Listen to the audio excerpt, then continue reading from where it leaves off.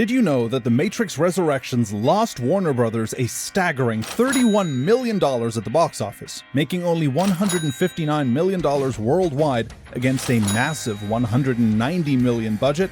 That's a shocking fall from grace for a franchise that revolutionized cinema with its groundbreaking first film in 1999. So, how did a series that gave us the iconic red pill versus blue pill choice and the bullet time effect end up here? From meta-commentary that divided audiences to a troubled production during a global pandemic, this is the story of how The Matrix lost its way, and how one of Hollywood's most innovative franchises went from bending reality to breaking fans' hearts. The Matrix saga began as a mind-bending exploration of reality versus simulation, with Keanu Reeves' Neo becoming an instant cultural icon.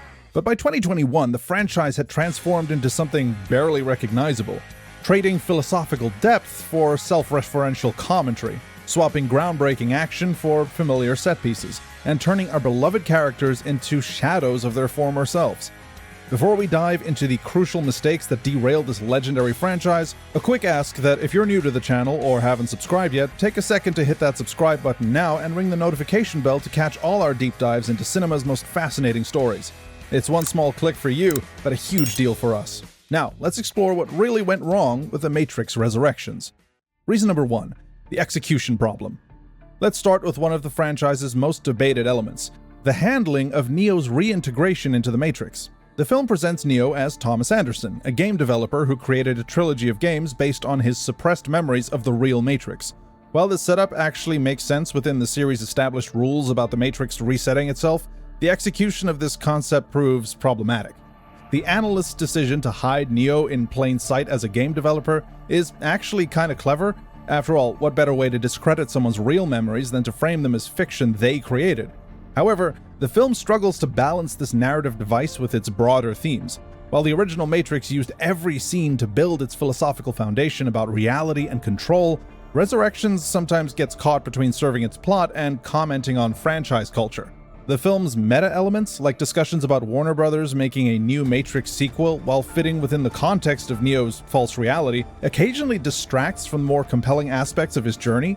The original trilogy excelled at weaving its deeper meanings into every aspect of the story.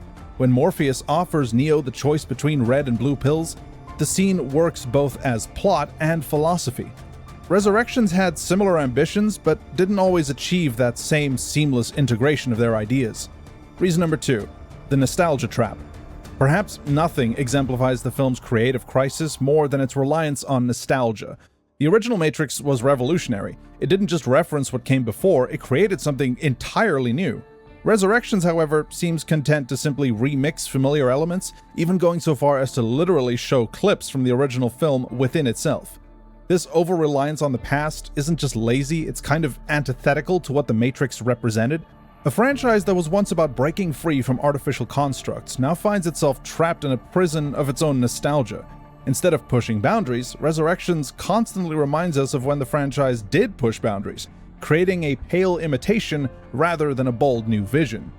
Reason number 3, the character crisis. The Matrix trilogy was built on the strength of its iconic characters, but Resurrections struggles to handle both its returning heroes and its new additions. Let's start with Neo himself. The messiah-like figure who once bent reality to his will is reduced to a confused game dev who can barely remember who he is. While Keanu Reeves brings his trademark commitment to the role, the script gives him little to work with beyond confusion and melancholy. But the problem runs deeper than just Neo. The decision to recast major characters like Morpheus and Agent Smith proves particularly problematic. While Yahya Abdul-Mateen II and Jonathan Groff are talented actors, their versions of these iconic characters feel more like echoes than fully realized interpretations. The absence of Lawrence Fishburne's gravitas and Hugo Weaving's menacing presence is felt throughout the film.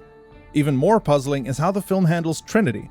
While Carrie-Anne Moss's return is one of the bright spots, the story takes until the final act to fully utilize her character. The original trilogy built Trinity as Neo's equal, a warrior and leader in her own right.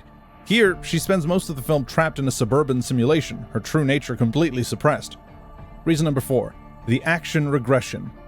When The Matrix hit theaters in 1999, it revolutionized action filmmaking with its bullet time sequences and martial arts choreography. Every action scene was meticulously crafted to push boundaries while serving the story.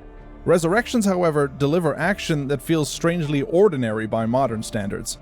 The fight scenes lack the weight and impact of the original trilogy, where the first films featured precise ballet-like combat that emphasized the rules and physics of the Matrix. Resurrections offers more conventional, modern action fare. The iconic moments, like Neo stopping bullets or the lobby shootout, have no equal here. Instead, we get sequences that could have been pulled from any contemporary blockbuster. Even more disappointing is how the film handles its bullet time moments. What was once revolutionary has become routine, and Resurrections adds nothing new to the formula. In a world where superhero films regularly feature reality-bending action, The Matrix needed something to make it evolve. Instead, it merely repeats old tricks with less style and impact. Reason number 5. The world-building breakdown. One of the greatest strengths of the original Matrix trilogy was its rich, complex world-building. Every aspect of its universe felt thought out and purposeful, from the rules of the Matrix itself to the design of the machines. Resurrections, however, plays kind of fast and loose with its own established mythology. The film's explanation for Neo and Trinity's return feels particularly contrived. The idea that their bond generates more power for the machines might sound poetic, but it undermines the sacrifice that ended the original trilogy. Similarly, the introduction of modal simulations and the new versions of the Matrix lack the careful logic that made the original system so compelling. The 60-year time jump between Revolutions and Resurrections also creates more problems than it solves. We're told that Zion fell and a new city, Io, rose in its place, but these massive events are relegated to brief exposition. The rich history and culture that made the human resistance so compelling in the original trilogy is pretty much absent here. Reason number 6. The production predicament. The troubled journey of Matrix Resurrections didn't just play out on screen. The film faced significant behind-the-scenes challenges and ultimately affected its quality. When production began in February 2020, no one could have predicted that a global pandemic would force filming to shut down for several months. This interruption was so significant that director Lana Wachowski even considered abandoning the project entirely. However, the problems went deeper than just COVID-19 disruptions. The film was notably missing Lily Wachowski, marking the first Matrix film directed by just one of the Wachowskis.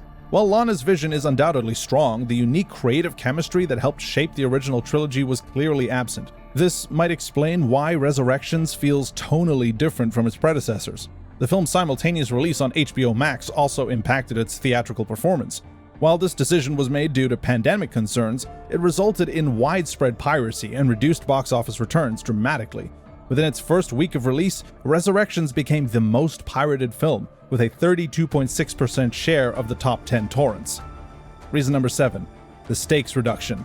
The original Matrix trilogy was about nothing less than the fate of humanity itself. Every action sequence, every philosophical discussion, and every character decision carried the weight of this existential struggle. Resurrections, however, dramatically reduces the stakes to focus primarily on Neo and Trinity's personal story. While their relationship was always central to the series, it served as part of a much larger narrative about human freedom and consciousness. In Resurrections, the fate of humanity kinda takes a back seat to what essentially becomes a rescue mission. The analyst's plan to use Neo and Trinity's bond as a power source feels less urgent than the machine army that once threatened to exterminate the human race. Even the film's climactic moments lack the epic scale of the original trilogy. Where Neo once fought for the survival of Zion and negotiated peace with the machines, here he's primarily focused on saving Trinity. While personal stakes can be powerful, the reduction in scope makes Resurrections feel like a smaller and less consequential story. What could have saved the film? Looking at these issues, we can identify several ways Matrix Resurrections could have better honored its legacy while moving the franchise forward. First, embrace innovation over nostalgia. Instead of just recreating bullet time, the film could have explored how modern technology has made reality itself way more fluid. Imagine action sequences that play with AR overlays, digital glitches that affect both the Matrix and the real world, or fights that take place simultaneously across physical and virtual spaces. Second, respect the established mythology while expanding on it meaningfully. The 60-year time jump offered a perfect opportunity to explore how both human and machine societies evolved rather than simply resetting the conflict. Third, balance personal stories with larger stakes. Neo and Trinity's relationship could have been part of a broader narrative about the nature of reality and freedom in a world where the lines between humans and machines have become more blurred. The Matrix Resurrections failure isn't just about box office numbers or critical reception, it's about missed opportunities. A franchise that once revolutionized what was possible in both action and science fiction cinema returned with a film that seemed more interested in commenting on its own existence than pushing any boundaries. But that's just our opinion. What do you think? Was Matrix Resurrections a necessary addition to the franchise, or should some things just remain in the past? Let us know your thoughts in the comments below, and don't forget to subscribe to the channel. This video was made by movie fans, for movie fans.